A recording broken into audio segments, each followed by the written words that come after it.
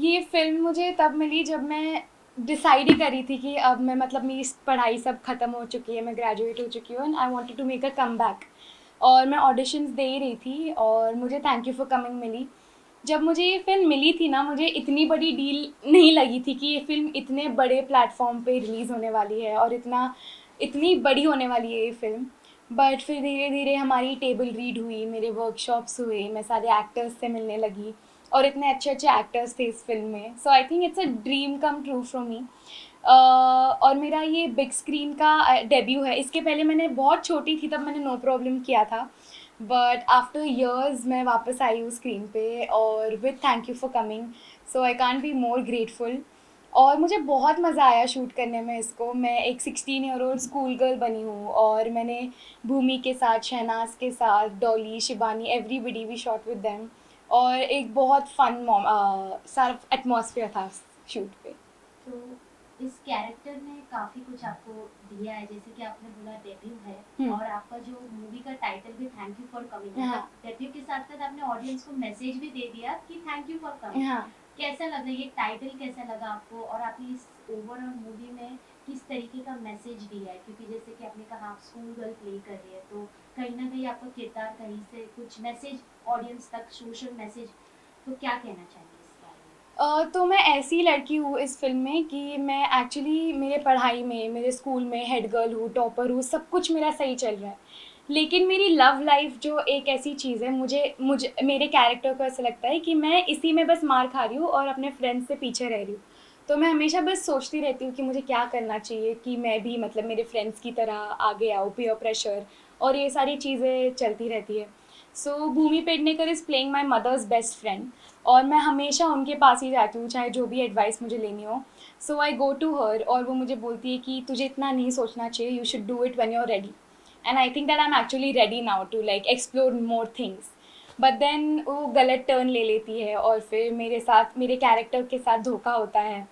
And इस movie में हम ऐसा मैसेज दे रहे हैं कि गर्ल्स से सॉरी फॉर स्मॉल थिंग्स, मतलब जिनके लिए सॉरी कहना ज़रूरी भी नहीं है, जिनके लिए उन्हें सॉरी नहीं होना चाहिए। हमारी एक कंडीशनिंग हो गई है कि हम छोटी छोटी चीज़ों के लिए सॉरी बोलते हैं। So we should stop saying sorry for these things. And चाहे जितने भी हमें प्यार मिल जाए, फ्रेंड्स मिल जाए, कुछ भी मिल जाए, self love and self pleasure is one thing जो हमें कहीं और से नहीं मिल सकता, सिर्फ और सिर्फ खुद से मिल सकता है। सो इस मूवी का यही सबसे बड़ा मैसेज है, सेल्फ लव। तो चाइल्डहुड में तो हमने आपको देख ही लिया है, अभी आप जब इतने थोड़ा गैप आने के बाद जब आप कम बैक किए हो, तो शहनाज के साथ वो हाँ। हमें तो पता ही उनका नेचर कैसा है, भूमि मैम भी इसमें कुछ चुलबुली, बहुत चुलबुली लग रही है। हाँ। तो सबके साथ आपका एक्सपीरियंस कैसा रहा? क्योंकि मतलब पहली बार आप मिल रहे हो उनसे, हर चीज़ नई होगी, नई तरीके से होगी, क्योंकि सिनेमा का भी कम सिनेमा का भी कमबैक हुआ है। हाँ। तो क्या कहना चाहेंगे, कैसा लगा उनसे मिलके? क्या उन्होंने कुछ आपको बातें बोली है, क्या एडवाइस है, क्या अच्छी बातें जो हमें आप बताएंगे? तो सबसे पहले तो हमेशा से मैंने कॉमेडी की है और पहली बार मेरा इस मूवी में एक सीरियस रोल था, मतलब रोने का रोल था। और मैं जब बचपन में भी ऐसे रोने के ट्राई करती थी ना रोल्स करना, मैं फ़नी ही लगती थी। लेकिन ये पहली बार ऐसा हुआ है कि मैंने एक्चुअली प्रॉपरली एक सीरियस कैरेक्टर किया है। So from a shift to comedy to serious, ये भी एक बहुत इंटरेस्टिंग चीज़ रही है और मुझे और एक्सप्लोर करने का बहुत मन करता है इस जॉनर में। और भूमि पेडनेकर के साथ इतना इतना मज़ा आया है, मेरे सारे सीन्स ऑलमोस्ट उनके साथ ही थे। She is very loving, she is very welcoming, बहुत कंफर्टेबल फील कराया। ऐसा कुछ फील नहीं कराया कि कोई सुपीरियर है या कोई इन्फीरियर है सेट पे। हम सब जैसे हमारे कैरेक्टर्स है वैसे ही बिहेव कर रहे थे। और जब टोरंटो में हमारी फ़िल्म रिलीज़ हुई थी उसके बाद she had called me and she had specifically told me कि your acting and your all of your scenes are looking so good Saloni. और उन्होंने बहुत अप्रिसिएशन दिया था। आई थिंक वो बहुत बड़ी कॉम्प्लीमेंट है मेरे लिए। तो उनके साथ बहुत मज़ा आया। और शहनाज गिल, जितनी वो फ़नी ऑन स्क्रीन है, आई थिंक उससे भी ज़्यादा फ़नी वो ऑफ स्क्रीन है। मतलब वो जैसी सेट पे एंटर होती है ना कुछ जोक्स मारने लगती है। मतलब वो उनका नेचर ही है, जैसे वो बात करती है या कुछ भी बोलती है हंसी आती ही है आपको। So it was very fun to work with both of them.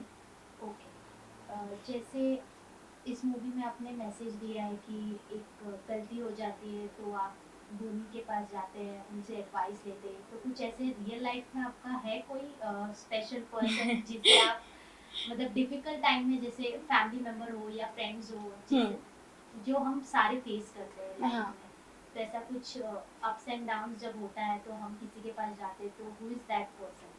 I think अभी तो आपने जब बोला तो एक ही नाम मेरे दिमाग में आ रहा है, मेरी बहन का। चाहे कुछ भी हो, मुझे कोई भी सीक्रेट रखना हो या कुछ भी बड़ा प्रॉब्लम हो जाए, she is the first person I go to. और मुझे पता है कि थोड़ी बड़ी बहन है मुझसे, 4 साल बड़ी, and she has gone through the same problems and same issues. और चाहे हमारे लड़कियों में एज ग्रुप कितना भी अलग अलग हो, कहीं ना कहीं हमारे प्रॉब्लम्स इंटरकनेक्ट होते ही है, मतलब हम रिलेट कर ही पाते हैं कैसे ना कैसे। तो आई थिंक मेरी बहन होगी वो मेरे लिए। तो आपको वो दिन याद आता है जब आप टीवी सीरियल में कॉमेडी करते थे, जब इतने सारे एक्टर्स के साथ आपने काम किया है, हाँ। जो भी कॉमेडी वाला जो आपका फेज है, वो दिन आपको याद आते हैं या कुछ ऐसे पल जो याद आते हैं आप शेयर करना चाहेंगे? जब मैं उन दिनों के बारे में सोचती हूँ, मेरी बहुत थोड़ी थोड़ी मेमोरी है, क्योंकि मैं बहुत छोटी थी जब मैंने स्टार्ट किया था। और मैं हमेशा ऐसे ही सोचती हूँ कि आई विश कि वो जो जो मैंने किया वो इस एज में होता तो मैं और अच्छे से उसको देख पाती और याद कर पाती। लेकिन मुझे सबसे ज़्यादा जो चीज़ याद आती है वो है गंगूबाई। और मैंने उसका टैटू भी किया हुआ है कि वो मतलब हमेशा for ever she is my favourite character. और गंगूबाई, छोटे मियाँ, कैसे मैंने सारे कॉमेडियंस के साथ काम किया, कितना कुछ सीखने को मिला। और फिर जब चाहे तब ब्रेक भी लिया मेरे स्टडीज़ और कॉलेज सब ख़त्म करने के लिए। Now I am like ready to come back.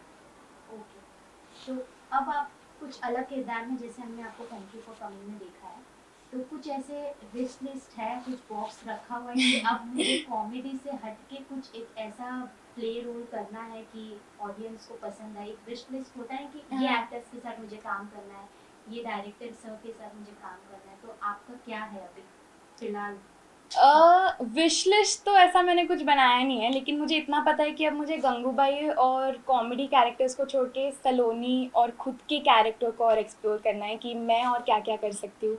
जैसे मैंने अभी इमोशनल एक्सप्लोर किया, मुझे और बहुत सारे जॉनर्स एक्सप्लोर करने का बहुत मन करता है। और मैं हमेशा बस यही विश करती हूँ कि मुझे और ऐसे अच्छे मूवीज़ और वेब सीरीज़ या टीवी शोज़ करने का मौका मिले। और मतलब अच्छा काम करना है, ऐसी विश लिस्ट नहीं है कि मुझे इसके साथ ही काम करना है, इनके साथ ही काम करना है।